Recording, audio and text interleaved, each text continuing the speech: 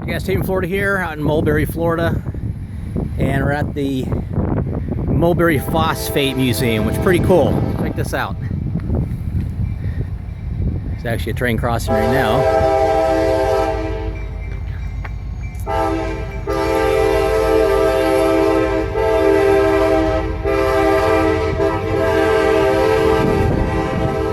This building is an actual, was built in 1899.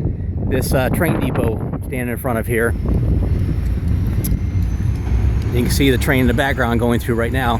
This is an actual train depot from back in 1899, and it was redone. It was rebuilt in 1899, and there was a small fire, and then it was converted and rebuilt kind of back in 1949, and it was originally used for strictly people, and then it was used for combination people and freight. So I'll point that out when we go inside, because you can tell the differences in the floor. The original flooring from 1899 is there, and then you can see also inside all of the prehistoric creatures from anywhere from 1 million to 10 million years ago that phosphate is made up from, which I never knew. I went through this museum already, and I'm just astounded at my lack of knowledge about phosphate. So let's go and check it out, and then we can also go through part of this train here. So let's go check this out.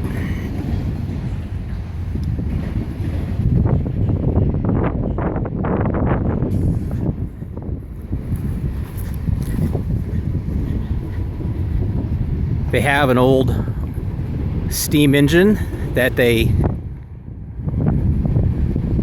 got out of, they discovered it in 2012 at an old phosphate mine. So you can check that out while you're here. That's an awesome find. I would love to be able to find that out.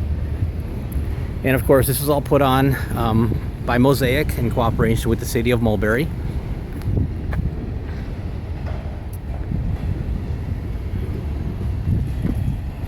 Like you see, you can see the train right now going through. I don't know if that's a phosphate train or what.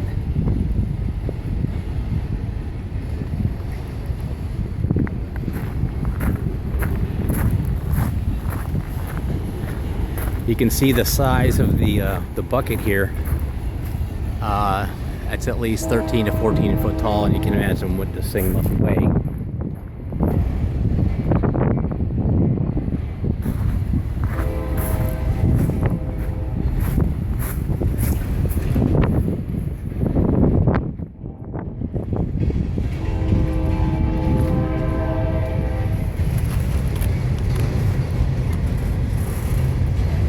Just happened to get lucky that a train was going through here when we got here.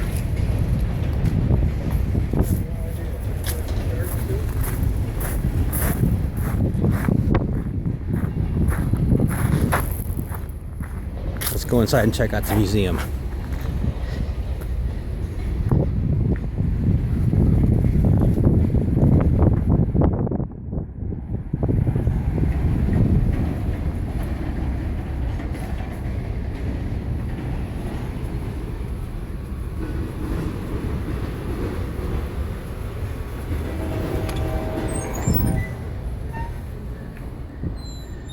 On the first room here, it just gives you an overview, basically, phosphate myths and facts.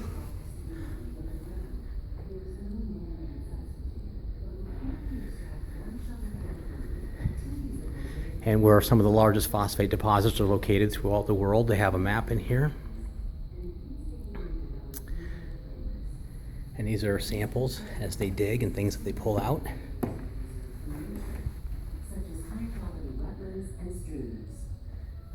Recharge systems in conjunction with monitor wells along the perimeter of our activity to make sure that we're maintaining water levels at the edge of our property. And those systems are highly engineered today. Once safeguards and approvals are in place, large dragline machines uncover the top layers of soil and dig out the clay, sand, and phosphate matrix. The matrix is then mixed with water and pumped to a beneficiation plant, where the phosphate is separated from the sand and clay. The sand actually goes back into the process for reclamation, and the clay goes back into clay settling areas, which are very critical to our operation because it liberates water. and that reduces the amount of groundwater that we need to use. Active clay settling areas also provide aquatic habitat for fish and So this is one of the centers here. Now, we're also standing, I want to point out, it's hard to tell, but actually standing in one of an old freight car here. So you can see from the outside.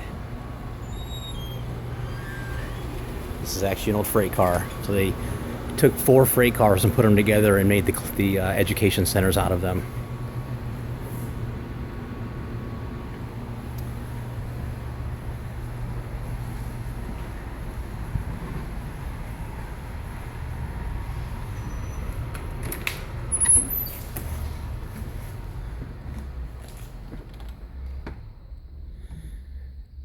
And in this room,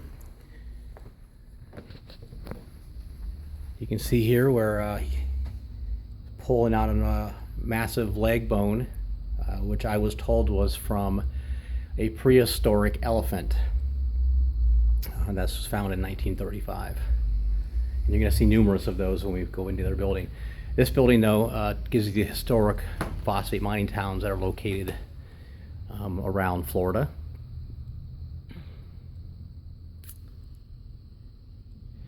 And for whatever reason, most of the bones that have been recovered out of phosphate mines have come out of the Mulberry area. So I'm sure there's people out there that know a lot more about the prehistoric side of things than I do. But they do call Mulberry the Heart of Bone Valley. So this tells you about the different phosphate mining towns in Florida and the name of them.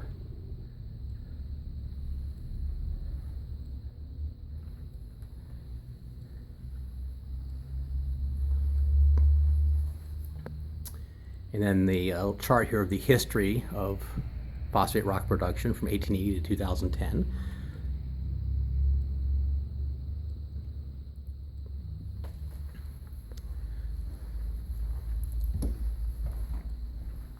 Let's take a walk across now into the main museum.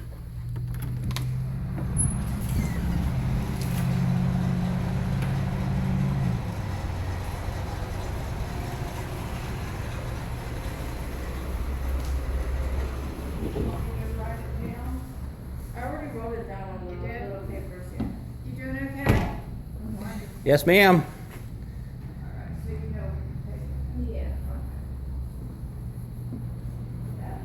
So you can see the original floor was from 1899 here, and you can see where the separation here is where it's believed that, and that's the other side over here was where the freight was held, and then the people would wait on the other side over here. And if we look in some of these cabinets here, you can see some of the items that have been dug up over the years. There's some big equipment. I think Chelsea needs to work with you so that you know what you're taking. Here's a rhinoceros piece right here. This is big pieces, right?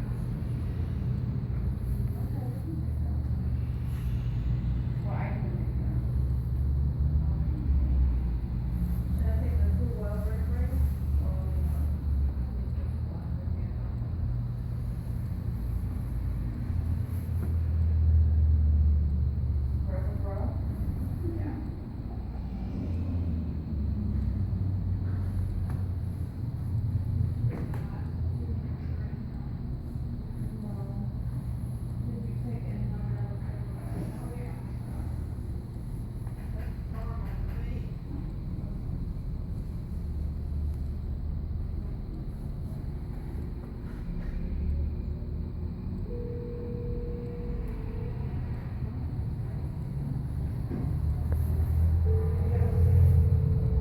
There's a giant land tortoise.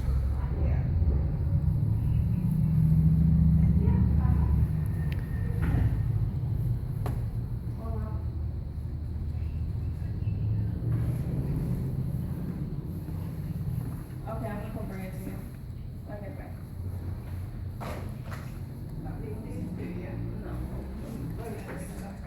Oh, let me go check the car. Even camels. She said she wants, tickets?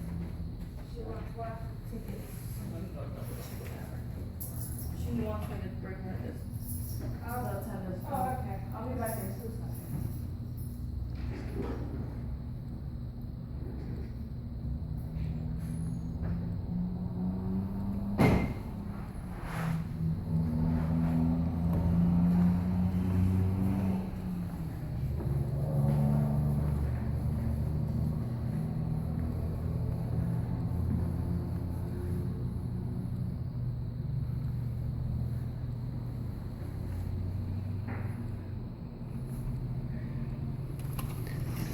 Then we can go outside here and we can go into one of the old cabooses.